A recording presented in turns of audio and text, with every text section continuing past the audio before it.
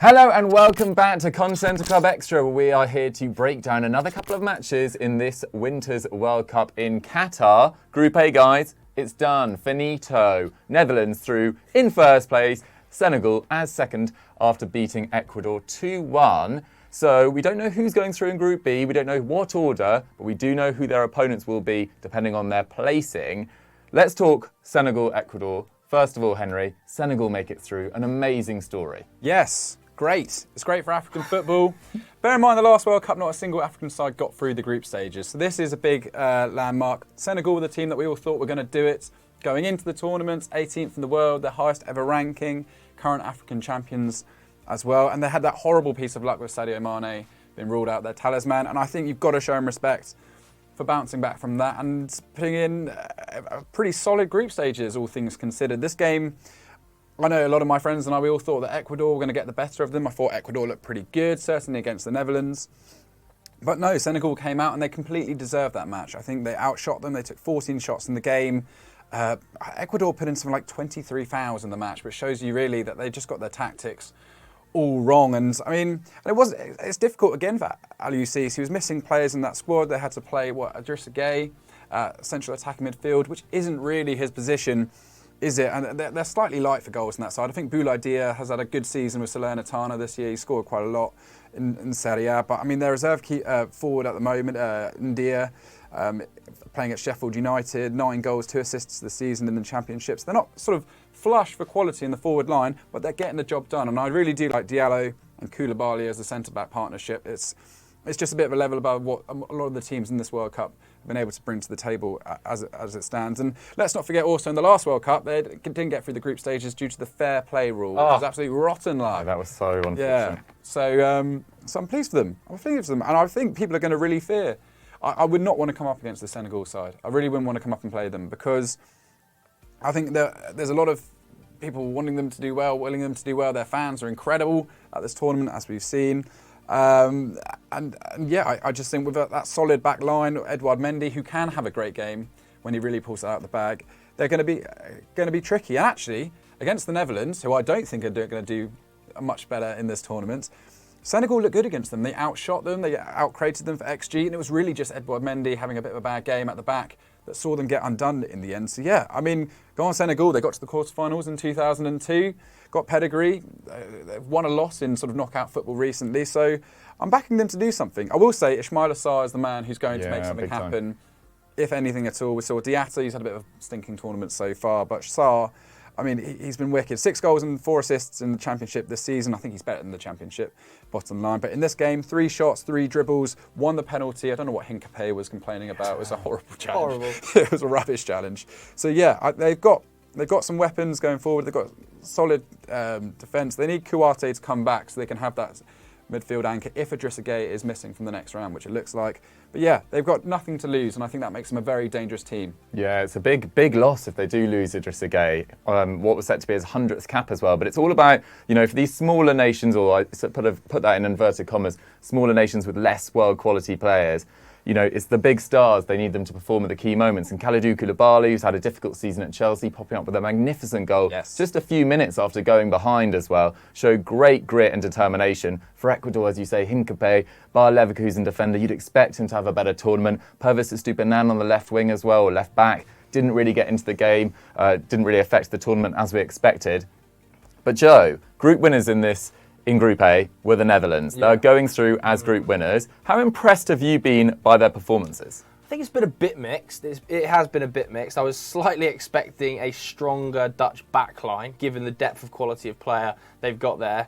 Like I said on a few shows ago, to be able to leave Sven Botman at home shows that you've got a pretty deep central defensive unit, and yet they're still conceding, 3 shots on target against Qatar. Like Henry said, were out-created by Senegal as well. So I think they are strong, and they've certainly got one of the players of the tournament so far in Cody Gakpo going forward, who's kind of completed the group stage, the perfect hat trick of goals across the group stage anyway, left foot, right foot header. I think there's only a handful of Dutch players that have scored at World Cups in 3 consecutive games, and they are the likes of Schneider, Bergkamp, Johan Nieskins. So he joins some pretty elite quality.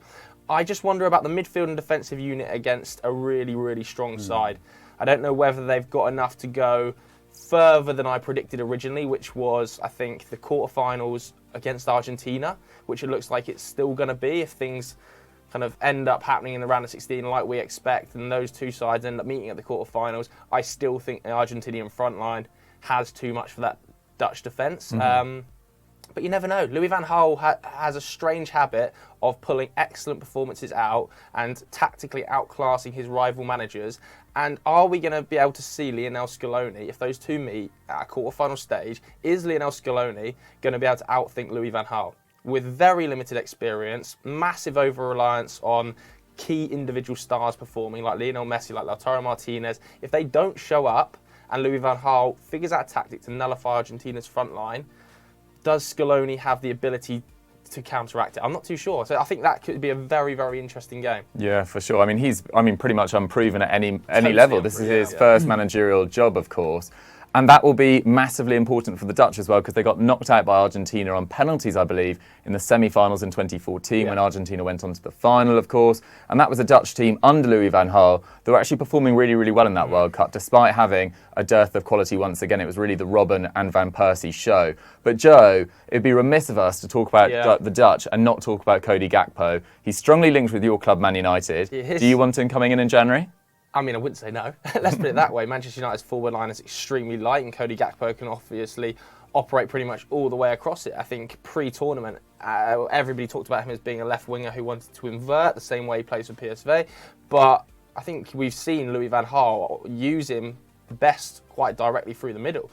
And he has had no problem doing that. The goal that was disallowed today when he with his back to play, brought players in, a lovely through ball, shows that he can possibly do that. Do I think he's the perfect fit for your Manchester United's number 9 role, which is very clearly what United need, given that only Anthony Martial can really play back to goal as a number 9? No.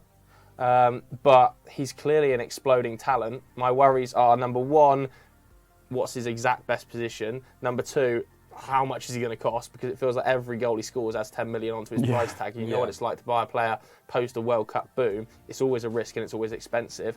So I think I would, but I would cap it at a certain amount of money. I wouldn't be paying sort of 70, 80 million for Gakpo in January. Yeah, it's going to be absolutely fascinating. I think the fact that Ten Hag wants him makes him one of the key selling points for me. Like, Ten Hag's business in the summer was excellent. Lisandro Martinez and Casemiro, I know we've sort of Casemiro slightly thrust upon him, but they made a massive difference to Man United.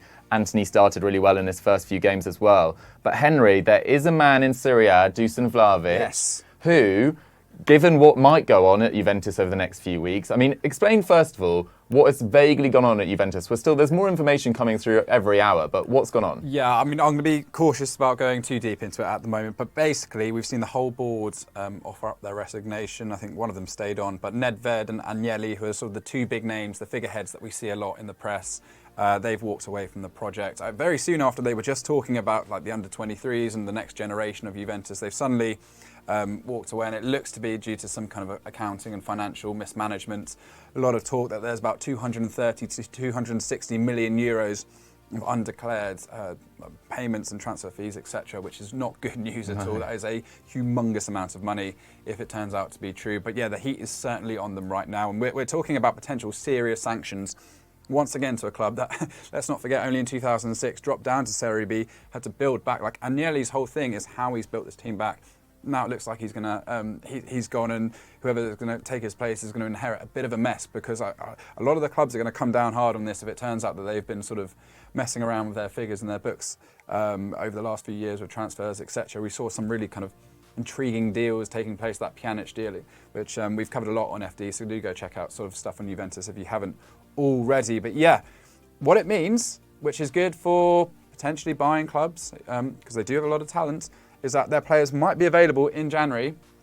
And I think you'd be stupid if you're Manchester United not to put in a little bid for Vlahovic. I really do think he's not had a great World Cup. He's looked rubbish, and Mitrovic plays ahead of him so far. Sorry, rubbish is a bit of a strong statement. But he's not had a great World Cup so far. But this season, 7 goals, 2 assists, 16 goals and 4 assists in 36 games for Juventus in general. I mean, he's made an impact since he's been there. I think he's been good value for money in terms of when they went all out to sign him out of Fiorentina. He's got a bit of rawness to him, which I think United fans would appreciate. He's quite an honest forward.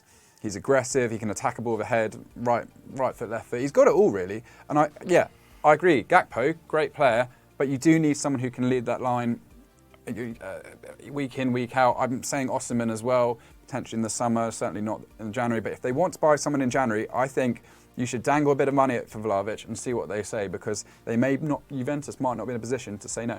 I like it, I like it. There we have it, guys. We want to hear your opinion, though. Do you go for Cody Gakpo or Dusan Vlahovic? Personally, I'm actually erring on the side with Henry. Woohoo! I just love Gakpo as a player, but it just feels like slightly the wrong profile for that issue. And are they signing another player that doesn't quite, quite fit what they need right now? It would seem so. Guys, where do you side on that debate? Let us know in the comments. And stay tuned for our reaction to Wales versus England, which will drop on Football Daily later. We're all praying. Catch you guys later. Goodbye.